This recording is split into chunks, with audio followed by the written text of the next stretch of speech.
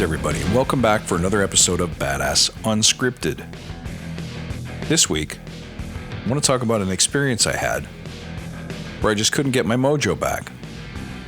Before we do that, let me remind you to go to badassagile.com and sign up for that weekly newsletter, from which you can get twice weekly inspirations from my ever-progressing book, Field Notes for the Agile Leader, but you can also get access to my weekly inspiration and mindset videos.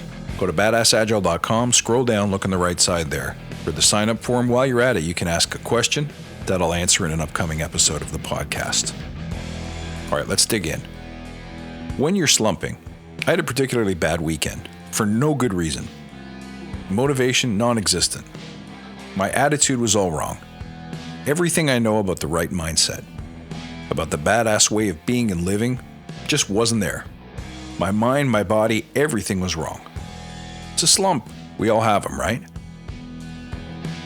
Well, for me, this went on for a couple of days. If we're being honest, it might have even gone on for longer. Can't say I was failing all over the place, but my creativity was down, my energy was down. I just wasn't in the game like I normally am, and I can feel the difference when it happens. But the risk is if we think that a slump is something undefinable, mystical, without explanation or reason, we won't look for better ways to try to steer ourselves out of it consciously. So if there's anything I can do observationally that would create some interesting tips or techniques that you could use so that when you're slumping or when I'm slumping in the future, we can walk ourselves out of it faster. Well, this morning I got up and nothing was any different than yesterday, but I made some subtle changes.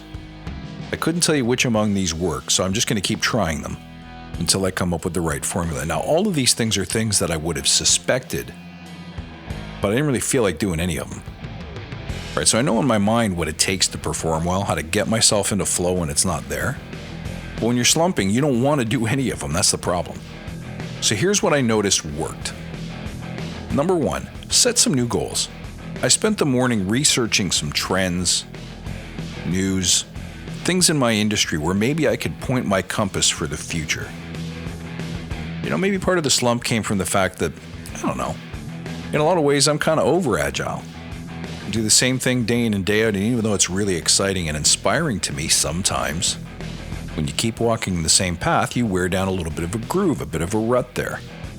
So I spent a little time searching some keywords and looking at some possibilities of where could I go with this? What could be next?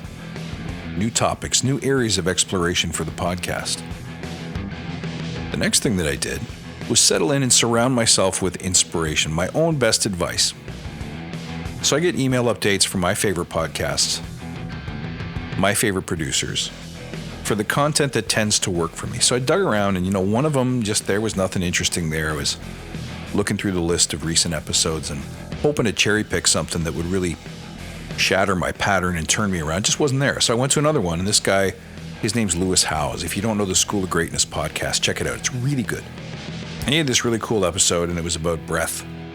It was just the way he wrote it up, kind of his after the fact summary of the podcast, that I thought that sounds worth listening to. And I listened to it and I got really pumped up and I got really inspired. It was really great. So surround yourself with inspiration. If you don't subscribe to a bunch of podcasts or YouTube channels, or you don't have some favorite books that you turn to frequently for inspiration, you can start with mine, Field Notes for the Agile Leader. But you don't have to. Go wherever the inspiration fits for you. Know who it is and go get some. So I listened to that. The next two things are things I didn't do. Normally I try to organize my day and my week.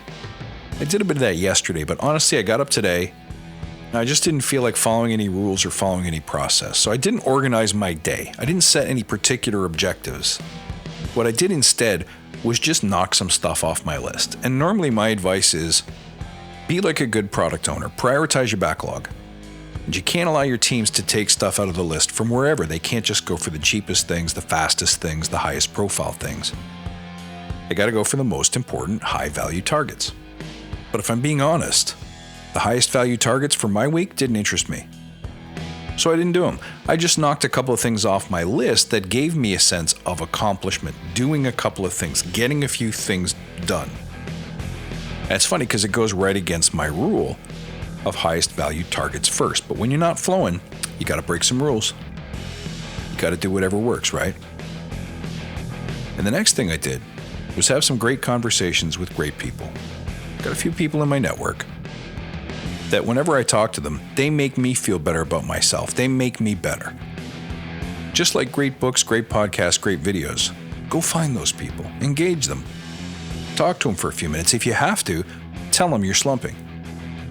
Because what they'll do for you is they will affirm the things that you already know but you can't access when you're in a funk.